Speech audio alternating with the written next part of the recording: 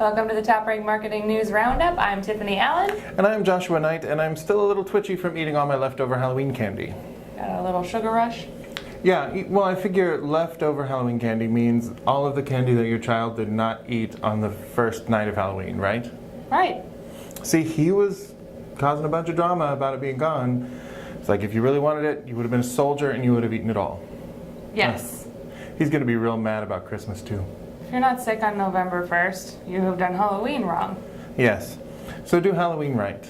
Much like Twitter is trying to do customer service right, turns out. Good transition. That was an amazing segue, and the best way to support that is to call it out.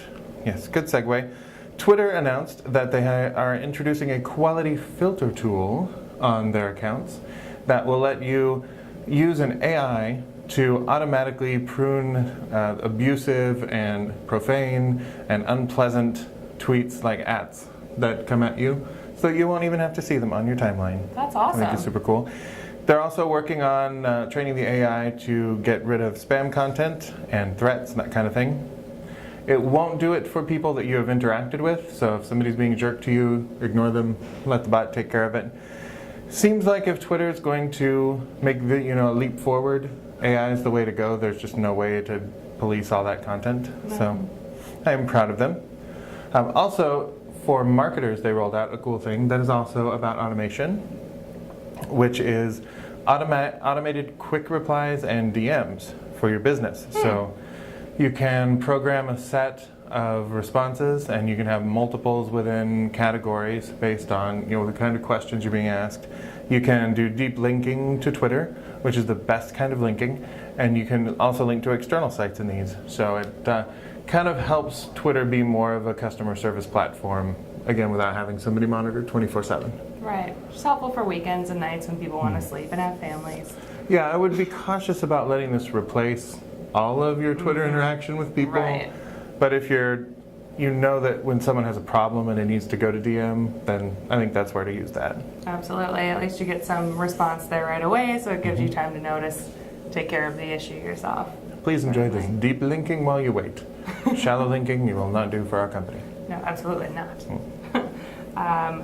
YouTube announced the launch of End Screens, which is a mobile-friendly tool that lets you engage viewers right as they're coming to the end of your YouTube video, which is really kind of exciting because, as you know, most YouTube videos, when the end comes up, there is either an autoplay option or there's the different tiles with tons of different videos you can watch. But what you can do is you can show hard-to-miss thumbnails, overlays that prompt viewers to either watch more of your video content, affiliated video content, so if we're collaborating with another brand, you can do that as well, link to theirs, or you can encourage subscribers. So you can encourage folks to subscribe to your channel. So I have wondered myself if we're going to test this week, next week, not sure. Kind of up in the air right now, but it'd be interesting to see how that drives engagement and more views and more subscriptions. I'm really happy to see this because people have wanted this for a long time, and we've used kind of clumsy workarounds within the limited ways that you can do linking on a YouTube video. So I'm very happy to see this and excited to see what we can do with it. For our next story, I want to introduce you to the world of Snaplytics. Ooh. Yeah. It kind of sounds like one of those deals where you go to a conference and you pay a bunch of money to learn about Snaplytics and what it can do to your life. And it's like a combination of calisthenics and eating, chewing gum and snapping it in a certain way, maybe. Juice by Jim. Yeah, something like that. But actually, no, it's a software as a service cloud solution for Snapchat analytics. Interesting. So the reason why we're excited about this, not for the particular company Snaplytics, but I'm excited that this exists because there hasn't been a standalone service for Snapchat analytics. So these guys are claiming they can monitor open rates, reviews, screenshots taken, they can benchmark activity on the service. And there are some companies that are offering this kind of monitoring as part of their package, but none that claim that they can go this in depth.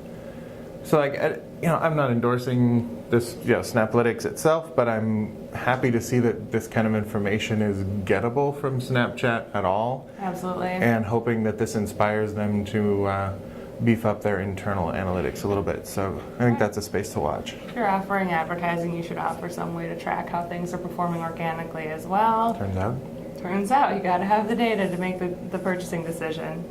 On that same kind of trend, Instagram just announced that they're letting brands test taggable, buyable products and photos. Ooh. Yeah, so it'll be in organic posts only, and only a select few brands are allowed to test that right now. Brands like Kate Spade, kind of bigger names, more influential brands are allowed to test this right now. And you can basically post products that are for sale, tag those, and they'll link directly to the brand's website, the buying page on the website. So this is basically to help consumers have less friction, I guess, in the buying process going from Instagram to branded sites. But also, as you're on Instagram, you see kind of these tablescapes and these, really great landscapes, and you're thinking, oh, that's a nice watch. How do I get that watch, Kate Spade? You click on it. That's how you get it, which is great. So I'm not sure exactly when this will roll out, when or if it'll roll out for all brands, but it's really kind of signifying a shift from awareness on Instagram to a social selling kind of platform, similar to what we saw with Pinterest. So you can have the actual call to action, like, hey, you like this thing, point at it. Yeah, point at it, click your mouse, then you can have it. It's good because it's so hard to buy things now. I have just way too much money sitting around that I can't buy things with. So hopefully they'll also make it so your fingerprint can also be the authorization. So then you just touch it and it's just nothing in between that impulse and the purchase. Great news for marketers, bad news for all of us who have to buy their son replacement Halloween candy. Well, that's fair. That's all the news we have for you today. We'll be back next week with more top online marketing news stories. If you need more right now, you can go to the TopRank blog, toprankblog.com. Get all kinds of great news and insights in the industry, or you can follow TopRank on Twitter at TopRank. And if you would like to purchase the glasses that I'm wearing, please tap my face right now. Don't do it. I was kind of hoping you would do it in person, but We have rules. hardly anybody taps me anymore. It's sad. Fair enough. Anyway, you can follow me on Twitter at Nite Writes. That's Nite Writes. And we will see you next week. Bye.